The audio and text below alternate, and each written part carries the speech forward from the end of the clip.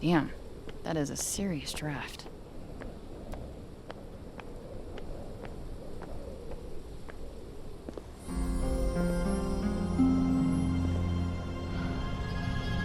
Whoa.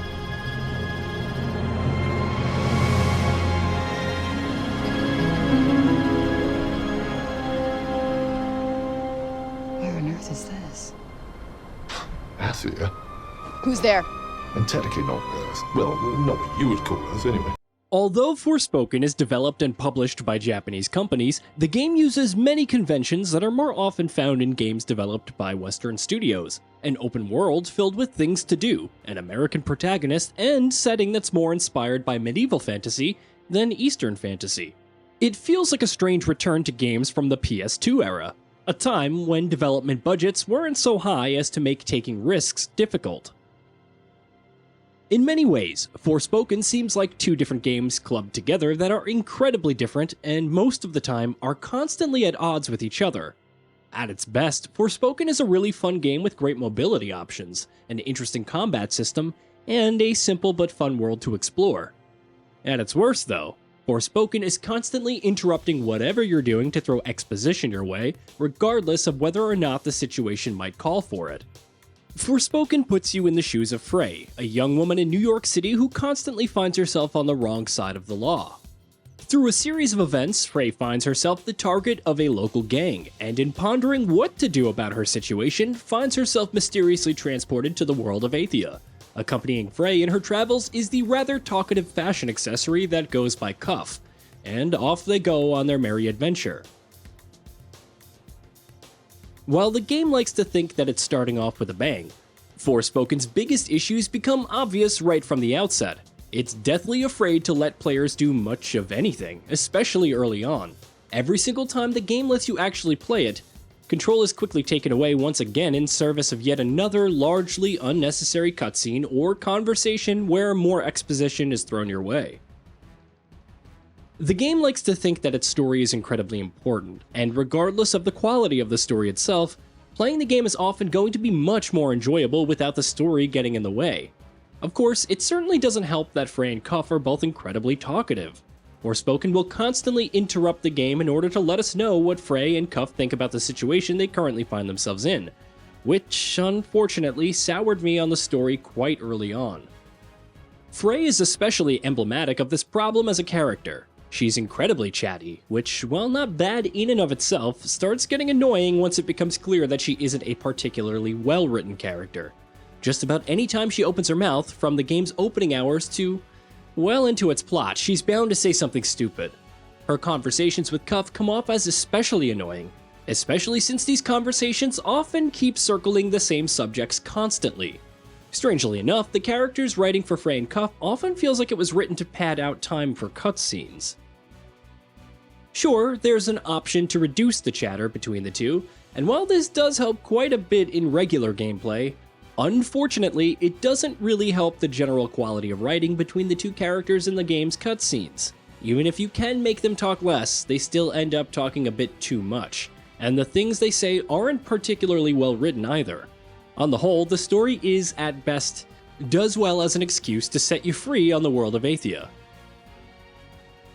On the flip side, when it actually lets you play Forspoken, it's incredibly fun. The movement option makes exploring the open world a blast, especially once you get a hang of it. The combat encourages a healthy amount of experimentation. Even the game's boss fights, best exemplified by an early game encounter where you have to take on Massive Dragon through multiple phases of the fight, the boss gets new abilities and new movesets throughout the fight. Really, the only downside here is that the game's control scheme feels a bit unwieldy sometimes, especially if you're using a rapid-fire spell that forces you to constantly mash on the trigger. There's also a fair bit of variety in all of the ways that you can take on encounters. Forspoken has a thoroughly in-depth skill tree where unlocks happen in a more free-form way than restricting it to level up requirements. Rather than leveling up, you get experience as you go about exploring and fighting things, both of which can be spent on getting new abilities, both active and passive. Once you get fairly deep into the skill tree and unlock a few more options for movement and combat, Forspoken really kicks it into high gear. The game's open world offers plenty of side quests too. While these side quests don't offer too much in the way of variety from what you'd be doing otherwise, managing to use magic to parkour your way up the side of a mountain and then fight a bunch of gnarly mutated bears by throwing magic at them while a flower turret you summon helps you thin out the herd is certainly a fun, unique experience. And you'll want to explore the world of Athia quite a bit too, since there are all kinds of materials to find out in the wild. These materials can be used to upgrade your cloak, which in turn gives you other passive benefits, often helping you out in the open world exploration as well as in combat. On the graphic sides of things, Forspoken wants you to know just how beautiful it can get, offering 3 distinct graphic options: favor quality, favor performance, and ray tracing. The game defaults to favor quality, and make no mistake, Forspoken is a beautiful game. Even the opening sections, which take place in New York, can get downright beautiful. The frame rate in favor quality mode is sadly pretty bad. I personally found it borderline unplayable with favor quality and ray tracing. But playing the game with the favor performance was a great experience. Sure, the graphics weren't particularly impressive, but with a game that favors quick movements and fast-paced combat as much as Forspoken, you'll find a higher frame rate to be much more desirable than fancy graphics. Even when favoring performance, the world of Athia comes to life. Sure, some of the low-resolution textures for things that are far away might often feel a bit flat, but fundamentally, Forspoken is held up much better by its strong art direction than it is by having a high resolution or billions of polygons. Despite that, however, even when performance is being favored, animations remain smooth, and every battle is quite often a sight to behold, even when you're fighting low-level enemies in the regular course of exploration. When you get right down to it, Forspoken comes off as a game that seems to lack any real confidence in itself. It has some really good gameplay, and it's set in a world that has the potential to be quite interesting over the course of the entire adventure. But unfortunately, just about every attempt to have any actual fun with the game is hamstrung by its incessant need to want to talk to you about things that you don't really care about at all.